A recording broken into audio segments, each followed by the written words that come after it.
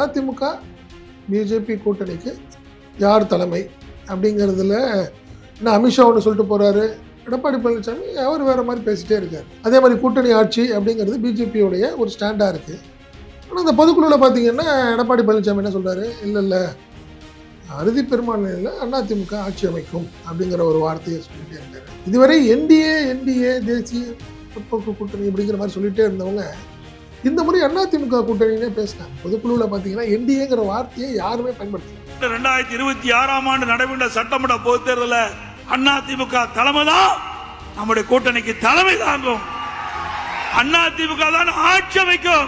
அதிமுக தான் தனி பெரும்பான்மையோடு ஆட்சி அமைக்கும். எங்கள் கூட்டணியில யார் யார் இருப்பாங்கிறத நாங்கள் முடிவு பண்ணுவோம் அப்படிங்கிற ஒரு வார்த்தையை அதிமுக தரப்பு தீர்மானமாகவே போட்டிருக்கு. இந்த விஷயங்கள் தான் ஒரு பெரிய குழப்பமா இருக்கு. என்டிஏ கூட்டணியில இருந்து வெளியே போன டிடிவி அண்ட் ஓபிஎஸ் ரெண்டு பேரும் திருப்பி கொண்டாடணும் அப்படின்னு நினைக்கிறது பிஜேபி. அவங்க ரெண்டு பேருமே சொல்ற ஒரே ஒரு வார்த்தை, இபிஎஸ் இருக்கக்கூடாது. ஆமா, சிஎம் கேண்டிடேட்டா இபிஎஸ்ஆ இருந்தா நாங்க வர முடியாது, அவருக்கு பிரச்சாரம் பண்ண முடியாதுங்கிறத டிக்ளரா ஓபன் பண்ணிட்டாரு. யாரு? டிடிவி சொல்லிட்டாரு. ஓபிஎஸ் நேரடியா போய் சொல்லிட்டு வந்துட்டார். யார்? அமித்ஷா சொல்லிட்டாரு. அமித்ஷா என்டிஏ கூட்டணியை ஃபைனல் பண்றதுக்காக வர யார் யார் இன் யார் யார் அவுட்டுங்கிறதா அன்னைக்கு தெரிய போகுதுன்னு வச்சுக்கலாம். ஒரு சூழ்நிலை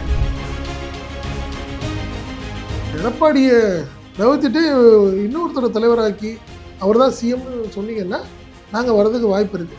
இல்லை என்றால் தாவேக்கான்னு அவங்க சொல்லலை, திமுகன்னு சொல்லிட்டாங்க. நீ அண்ணாமலைகிட்ட சொல்லியிருக்க தகவல் என்னன்னா, வேறு வழி இல்லைங்க, நாங்கள் திமுக கூட்டணிக்கு போக வேண்டிய கட்டாயத்தில் நாங்கள் இருக்கிறோம்னு ஒரு வார்த்தையை டிடிவி சொல்லிட்டாரு, ஓபிஎஸ் சொல்லிட்டாரு. இதுதான் இப்போ நீங்கள் பிஜேபிக்கு ஒரு கடும் நெருக்கடியாக இருக்குது. என்ன காரணம்னா, எடப்பாடி இல்லைங்க நான் இப்படி தான் அப்படின்னு வந்தால் பிஜேபி வேறு மாதிரி முடிவு எடுக்கிறதுக்கான வாய்ப்புகள் அதிகம். என்ன காரணம்னா, எடப்பாடியை உருவாக்குனதே அவங்க தானே. முதலமைச்சராக இருந்துட்டு அவர் கொண்டாந்ததே பிஜேபி தான். அவரை தான் பிஜேபி தான் எங்களை காப்பாத்துச்சுன்னு சொல்லிட்டு இருந்தார் அவர். இப்படி ஒரு சூழ்நிலை இருக்கிறப்ப திடீர்னு எடப்பாடியை ரொம்ப அடம் பிடிக்கிறத வச்சு வேறு ஏதாவது முடிவு எடுக்கலாம். ஆனால் எடப்பாடி மாறுறதுக்கான வாய்ப்புகள் இல்லை.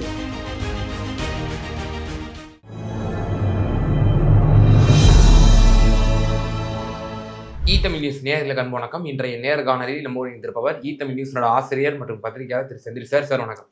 வணக்கம். முக்கியம் அதிமுக பாஜக கூட்டணியில் தொடர்ந்து சலசலப்புகள், பல முன்னெடுப்புகள் எடுக்கப்படுது. ஒரு பக்கம் செயற்குழு பொதுக்குழு கூட்டத்தில் திரு எடப்பாடி பழனிசாமி அவர்கள் எனக்கு தான் அதிகாரம், நான் தான் முதலமைச்சர், நான் யாரை சொல்கிறேனோ அவர்களோடு தான் கூட்டணியை வைக்கணும் அப்படின்னு மாதிரி பேசுறாரு. இன்னொரு பக்கம் டிடிவி ஓபிஎஸ்ஐ எப்படியாவது என்டிஏக்குள் கொண்டு வர வேண்டும் என்று பாஜக முனைப்பு காட்டுவதாகவும் ஒரு பக்கம் தகவல். அண்ணாமலைக்கு அந்த அசைன்மெண்ட் கொடுத்ததாக. அமித்ஷா வரக்கூடிய திங்கட்கிழமை 15ஆம் தேதி தமிழகம் வருகிறார். அந்த அன்னைக்கு தான் ஓபிஎஸ் அவர்கள் ஒரு முடிவு எடுக்க போறேன் அப்படின்னு சொல்லியிருந்தாரு. என்ன பரபரப்பா முன்னெடுப்புங்கிறதோட அது குழப்பம் தான் சொல்லணும் நம்ம. ஏன்னா பிஜேபி அதிமுக கூட்டணி ரொம்ப ஏர்லியரா ஃபிக்ஸ் பண்ணிட்டாங்க. அதை தொடர்ந்து இன்னும் ஒரு குழப்பம் இருந்துக்கிட்டே இருக்கு. ஒரே ஒரு விஷயம்தான், அதிமுக பிஜேபி கூட்டணிக்கு யார் தலைமை அப்படிங்கிறதுல இன்னும் அமித்ஷா ஒன்று சொல்லிட்டு போறாரு, எடப்பாடி பழனிசாமி அவர் வேற மாதிரி பேசிட்டே இருக்காரு. அதே மாதிரி கூட்டணி ஆட்சி அப்படிங்கிறது பிஜேபியோடைய ஒரு ஸ்டாண்டாக இருக்குது. ஆனால் இந்த பொதுக்குழுவில் பார்த்தீங்கன்னா எடப்பாடி பழனிசாமி என்ன சொல்கிறாரு, இல்லை அறுதி பெரும்பான்மையில் அதிமுக ஆட்சி அமைக்கும் அப்படிங்கிற ஒரு வார்த்தையை சொல்லிகிட்டே இருக்காரு. இன்னொரு விஷயம் தான் இப்போ நெருடலான விஷயம். இதுவரை என்டிஏ தேசிய முற்போக்கு கூட்டணி அப்படிங்கிற மாதிரி சொல்லிகிட்டே இருந்தவங்க இந்த முறை அதிமுக கூட்டணினே பேசினாங்க. பொதுக்குழுவில் பார்த்தீங்கன்னா என்டிஏங்கிற வார்த்தையை யாருமே பயன்படுத்தலை. இது பிஜேபிக்கு ஒரு பெரிய ஒரு ஏமாற்றமாக தான் இருந்தது. காரணம் என்டிஏ கூட்டணியில் யார் யார் இருப்பார்கள் அப்படிங்கிற ஒரு வார்த்தையை பேசலாம். அதிமுக கூட்டணியில் யார் யார் இருப்பாங்கிறத நாங்கள் முடிவு பண்ணுவாங்கன்னா அது பேர் என்டிஏ கிடையாது. என்டிஏவுடைய கூட்டணியோடைய தலைமை யாரு? பிஜேபி தான். அதில் மாற்று கருத்தே கிடையாது. தமிழ்நாட்டில் அதிமுக ஒரு முக்கியமான கட்சி அப்படிதான் நம்ம சொல்லணும். அதில் என்டிஏவுடைய தலைமை அவங்கன்னு சொல்லவே முடியாது. பட் ஆனால் இவர் என்ன பண்ணாரு, எடப்பாடி பழனிசாமி இல்லை இந்த எங்கள் கூட்டணியில் யார் யார் இருப்பாங்கிறத நாங்கள் முடிவு பண்ணுவோம் அப்படிங்கிற ஒரு வார்த்தையை அதிமுக தரப்பு தீர்மானமாகவே போட்டிருக்கு. இந்த விஷயங்கள் தான் ஒரு பெரிய குழப்பமாக இருக்குது. என்டிஏ கூட்டணியில இருந்து வெளியே போன டிடிவி அண்ட் ஓபிஎஸ் 2 பேரும் திருப்பியும் கொண்டாடணும் அப்படின்னு நினைக்கிறது பிஜேபி. ஒரே ஒரு அவங்க 2 பேருமே சொல்ற ஒரே ஒரு வார்த்தை, இபிஎஸ் இருக்கக்கூடாது. ஆமா, சிஎம் கேண்டிடேட்டா இபிஎஸ்ஆ இருந்தா நாங்க வந்து வர முடியாது, அவருக்கு பிரச்சாரம் பண்ண முடியாதுங்கிறத டிக்ளரா ஓபன் பண்ணிட்டாரு. யாரு? டிடிவி சொல்லிட்டாரு. ஓபிஎஸ் நேரடியா போய் சொல்லிட்டு வந்துட்டார். யார்? அமித்ஷாட்ட சொல்லிட்டாரு. அவருக்கு நான் பண்ணோம்னா நல்லா இருக்காதுங்க, அரசியல் சரியா இருக்காது. என்ன காரணம்னா அவர் என்னை ஏத்துக்க இல்லை, இப்படி ஒரு சூழ்நிலையில் சரியா இல்லை. அதே மாதிரி அவர் என்ன நினைக்கிறாரு, பிஜேபி கூட்டணியில் நீங்க வேணா சேர்ந்துக்கங்க, அதிமுக கூட்டணிக்கு உங்களுக்கு சம்மந்தம் இல்லைங்கிற மாதிரி எங்களை பத்தி பேசிட்டே இருக்காரு. இதெல்லாம் நீங்க பேசி முடிச்சிங்கன்னா தான் நாங்கள் வர்றதுக்கு சரியா இருக்கும் அப்படிங்கிறதுனால தான் ஓபிஎஸ்டையும் டிடிவிட்டையும் என்ன பண்ணுது, அண்ணாமலையும் நீங்கள் இபிஎஸ்ட யாருன்னா நைனா நாகேந்திரன் அப்படிங்கிறது தான் ஸ்மூத்தாக பேசிக்கிட்டு இருக்கிறாங்க. நேற்று கூட 1.5 மணி நேரம் கிட்டத்தட்ட நைனா நாகேந்திரன் வந்து எடப்பாடிக்கிட்ட ஆமாம் இது சம்மந்தமான கிட்டத்தட்ட கூட்டணிக்கு இவங்க 2 பேரையும் கொண்டாடணுங்கிறது தான் பிஜேபியோடைய அஜெண்டாவாக இருக்கு.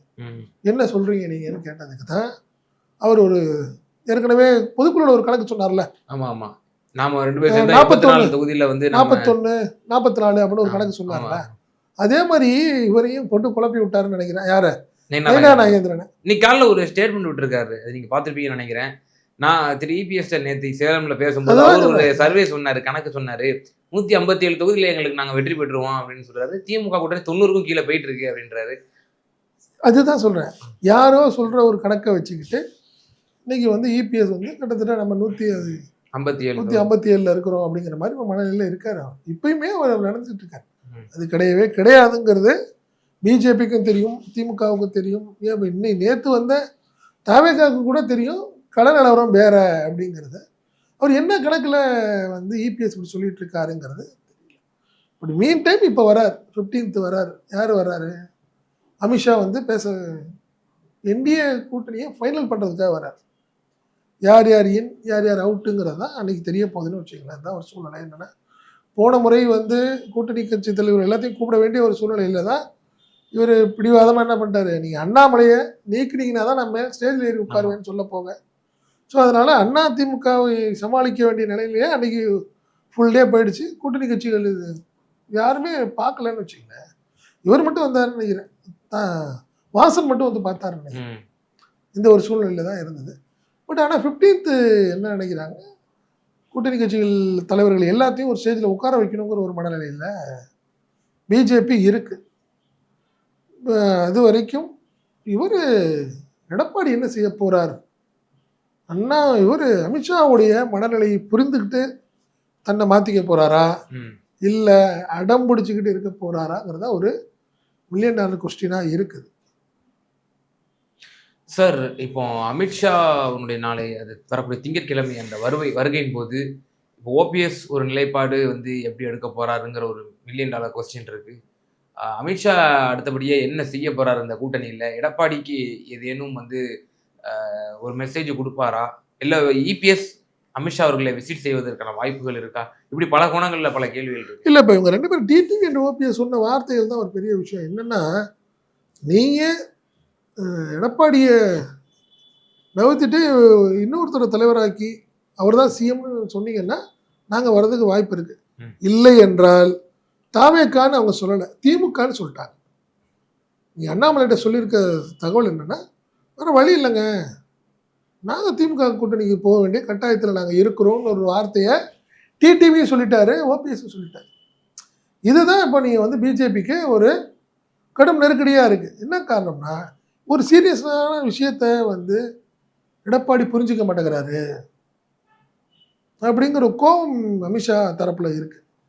ஏன்னா நீங்கள் தாவேக்காக்கு போவாங்கன்னு தான் மீடியாக்களில் ஒரு தரப்பு சொல்லிட்டு இருக்காங்க. நீங்கள் டிடிவியும் ஓபிஎஸும் திமுகவுக்கு போனாங்கன்னா நீங்கள் எப்படி திமுகவுக்கு போவாங்க? அண்ணா திமுகங்கிறதே வந்து திமுகவுக்கு எதிரான கட்சி. அதெல்லாம் கலைஞர் ஜெயலலிதா பீரியடோட முடிஞ்சிருச்சு. அவங்க சொல்கிறது உருவாக்குனது எம்ஜிஆர், அவரும் இல்லை இப்போ. அதுக்கப்புறம் ஜெயலலிதா கலைஞருங்கிற ஒரு சூழ்நிலை இருந்தது. இப்போ அப்படி இல்லை. அப்படி ஒரு முடிவு எடுத்தாங்கன்னா நிச்சயமா திமுகவுக்கு பெரிய அட்வான்டேஜ் கிடைக்கும்.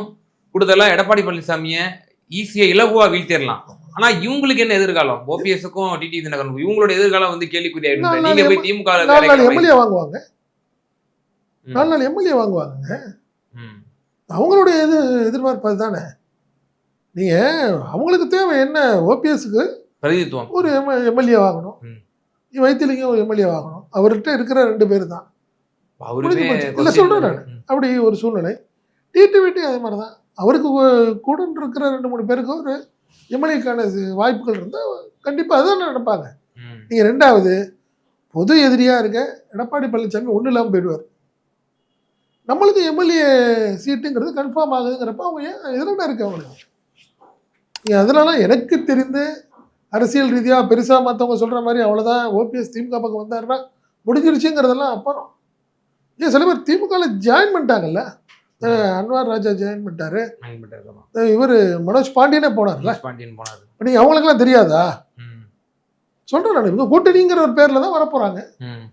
அதனால் இந்த ஒரு நெருக்கடி, கடுமையான நெருக்கடி இருக்குது. டிசம்பர் 15ஆம் தேதிங்கிறது என்ன முடிவெடுக்க போகிறார் அமித்ஷா? ஏன்னா சொல்லி பார்ப்பாங்க, எடப்பாடி இல்லைங்க நான் இப்படி தான் அப்படின்னு வந்தால் பிஜேபி வேறு மாதிரி முடிவெடுக்கிறதுக்கான வாய்ப்புகள் அதிகம். என்ன காரணம்னா, உருவாக்குனது எடப்பாடியை உருவாக்குனதே அவங்க தானே. முதலமைச்சராக இருந்துட்டு அவர் கொண்டாந்ததே பிஜேபி தான். அவரை தான் பிஜேபி தான் எங்களை காப்பாத்துச்சுன்னு சொல்லிட்டு இருந்தார் அவர். இப்படி ஒரு சூழ்நிலை இருக்கிறப்ப திடீர்னு எடப்பாடியை ரொம்ப அடம் பிடிக்கிறத வச்சு அவங்க வேறு ஏதாவது முடிவு எடுக்கலாம். ஆனால் என்னை பொறுத்தவரை எடப்பாடி மாறுறதுக்கான வாய்ப்புகள் இல்லை. அவர் ஒருவேளை பிஜேபியிட்ட இப்படியே முரண்டு பிடிச்சிட்டு இருந்தா பிஜேபி போயிட்டு நினைக்கிறாரான்னு தெரியல. சொல்றேன் நான், அவருக்கு ஒரு ஆசை கூட இருக்கலாம். பிஜேபி வேற வழி இல்லாமல் நம்மளை கட்டாயப்படுத்தி வச்சிருக்காங்க. அவங்க சொல்றதுக்கு எதிர்மாறாக நம்ம பண்ணோம்னா விட்டு அவங்க போயிடுவாங்களா? எடப்பாடியோட கணக்கு அதான் சார். இப்ப இந்த சமயத்துல என்ன சொல்லப்படுது அப்படின்னா, பாஜக அதிமுக ரெண்டுமே நிர்பந்த கூட்டணி ஆகி போச்சு. இப்போ 2 பேருக்கு வேற வழி இல்ல. தாவேக்கா ஒரு ஸ்டாண்ட் எடுத்துட்டாங்க. இப்ப நாங்க நேத்து நாங்க முதலமைச்சரா ஏற்றுக்கொள்ளக்கூடிய கட்சி தான் கூட்டணின்னு சொல்லிட்டாங்க. அப்ப ஏடிஎம்கே தாவேக்கா சாய்ஸ் இப்ப முடிய போச்சு. பிஜேபியும் இப்ப ஏடிஎம்கே கூட இருந்தால் மட்டும்தான் இந்த தேர்தலை சந்திக்க முடியும் அப்படிங்கிற ஒரு நிலைமை ஆகி போச்சுங்கிற ஒரு கருத்து சொல்லப்படுது. ஆமா, நீங்க ஒரு வேலை அமித்ஷா நீ எப்படின்னு கட்டு போ, எனக்கு ஒன்றும் வேலை இல்லை. நீங்கள் பிஜேபியை பொறுத்த வரைக்கும் 2 இந்த சட்டமன்ற தேர்தல் முக்கியம். ஒன்று மேற்கு வங்காளம் அண்டு தமிழ்நாடு. அவங்க முக்கியமாக பார்த்துட்டு இருக்கிறாங்க. தமிழ்நாடுலேயும் ஒரு கணிசமாக ஜெயிக்கணும்னு நினைக்கிறாங்க. அங்கே ஆட்சி அமைக்கணும்னு நினைக்கிறாங்க. இங்கே மேற்கு வங்காளம் அதற்கான முயற்சி பண்ணுறாங்க. நீங்கள் எடப்பாடி பழனிசாமி இதே ஒரு சூழ்நிலை போனால் 4 எம்எல்ஏ ஏற்கனவே இருந்தது, இல்லைன்னா பரவாயில்ல போயிட்டு போது என்னமோ பண்ணிட்டு போறாருன்னு ஒதுங்கலாம். ஏன்னா நீ அந்த பிரச்சனை தான் இப்ப இவங்களுக்கும் ஓபிஎஸ்க்கும் டிடிவிக்கும் பிரச்சனை என்னன்னா, நீங்க விஜய் முதல்வர் அப்படின்னு சொல்றப்பதான் நெருடல் ஆகுது அவங்களுக்கு. நீங்க ஸ்டாலின் முதல்வர்னு சொன்னா கூட பரவாயில்ல, டிடிவியா இருக்கட்டும் ஓபிஎஸ்ஆ இருக்கட்டும். நீங்க ஒரு சீனியர் அவங்க 2 பேரும் அப்படிங்கிற ஒரு மனநில இருக்கிறாங்க. ஜெயலலிதா காலத்திலேருந்து எம்பியா இருந்தவர் டிடிவி, ஓபிஎஸ் 2 முறை 3 முறை முதல்வராக இருந்தவர். சரி, அவருக்கு விஜய்கிட்ட போனா எப்படி இருக்கும், எந்த அளவுக்கு சரியா இருக்குங்கிறதுனாலதான் அவங்க திமுகங்கிற ஒரு மனநிலைக்கு வந்துட்டாங்க. இப்போ ஒருவேளை 15ஆம் தேதி அமித்ஷா இதெல்லாம் ஒன்றும் சரியா இல்லை அப்படின்னு ஒரு சூழ்நிலை வந்தால் டிடிவியும் ஓபிஎஸும் திமுக பக்கம் தான் வருவாங்க. அதுதான் நான் பார்க்குறேன். நீங்க அந்த டிடிவி ஓபிஎஸ் கணக்கு சொல்றீங்க. இப்போ பிஜேபியே என்ன கணக்கு சொல்றாங்க அப்படின்னா, அண்ணாமலை அவர்கள் பிஎம்ஓனுடைய இன்ஸ்ட்ரக்ஷன் படி நம்ம 2 இரட்டை எல்லைக்கு ஒரு தாமரை அந்த அந்த அளவுக்கு நம்ம சீட்டு வாங்கணும். நெருக்கடி சீட் வாரிகள் ரொம்ப டஃபா இல்ல இல்ல நீங்க சொல்றதுல நாங்க கேட்டுக்கிட்டோம்ல. கூட்டணி வருது, டிடிவி வேணான்னு சொல்லிட்டீங்க, ஓபிஎஸ் வேணான்னு சொல்லிட்டீங்க, நாங்க ஒத்துக்கிட்டோம்ல. இப்போ நாங்க சொல்றது நீங்க கேட்கணுங்கிறது மாற்றமே இல்லை. 60 சீட்டு கண்டிப்பா கேட்கும், கொடுத்தே ஆகணும், அதுல மாற்றம் இல்லை. தாராளமா கொடுப்பாரு. அதுக்கு மேல வேற என்ன இருக்கு பண்ண போறாங்க? நீங்க இப்போ பாருங்க, இந்த 15ஆம் தேதியில ஆரம்பிச்சு ஒரு வாரத்துல விருப்பமனு வாங்க போறாங்க. யார்கிட்டையும் பெரிய லெவல்ல அதிமுக ஒரு எழுச்சி கிடையாது. வெற்றிங்கிறதுக்கான ஒரு சூழ்நிலை இல்லை அப்படிங்கிறது எல்லாமே ஒரு விரக்தியா இருக்காங்க. அதனால இந்த முறை தோல்வி நம்மளுக்கு கன்ஃபார்மு அப்படிங்கிற ஒரு மனநிலை அதிமுகவுடைய மனநிலை வந்துருச்சு. ஓகே, நிச்சயமா சார். வரக்கூடிய 15ஆம் தேதி ஓபிஎஸ் ஒரு பக்கம் அறிவு பேசியிருக்கிறார். அதே போல திரு அமித்ஷா அவர்களும் தமிழகம் வர இருக்கிறார். என்ன ஆக போகிறது அதிமுக பாஜக கூட்டணி? புதிய வரவுகள் வர இருக்கின்றனவா, அல்லது எடப்பாடி சொன்னது போல நாங்கள் விரும்பக்கூடிய கட்சிகள் தான் வரக்கூடிய ஒரு சூழ்நிலை ஏற்படுமா? சீட்டு பார்கெனில் எடப்பாடி பழனிசாமி டஃப்பாக இருப்பார். இங்கு அதிகமாக பேரம் கேட்பார்கள். சீட் சீட்டு பகிர்வில் தான் இந்த கூட்டணி நிலைக்குமா இல்ல உடையுமாங்கிற ஒரு கணக்கே சொல்லப்படுகிறது. பொறுத்திருந்து பார்ப்போம் சார். ரொம்ப நன்றி, உங்களோட நேரத்தை பயந்து. நன்றி.